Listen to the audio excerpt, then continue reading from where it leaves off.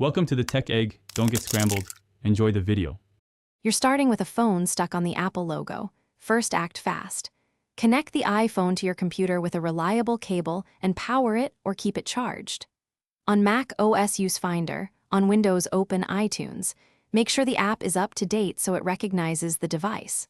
Once connected, do not force restart yet. Let the computer attempt to communicate and create a backup snapshot if possible before deeper recovery steps. Once the computer recognizes the phone, put the device into recovery mode. Press the model-specific sequence.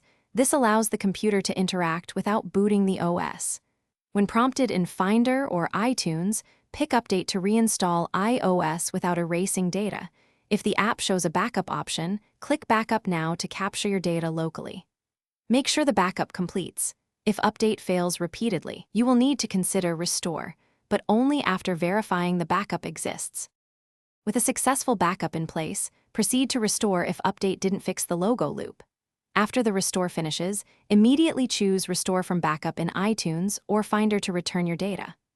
Verify that key items, contacts, photos, messages are present and that apps re-download.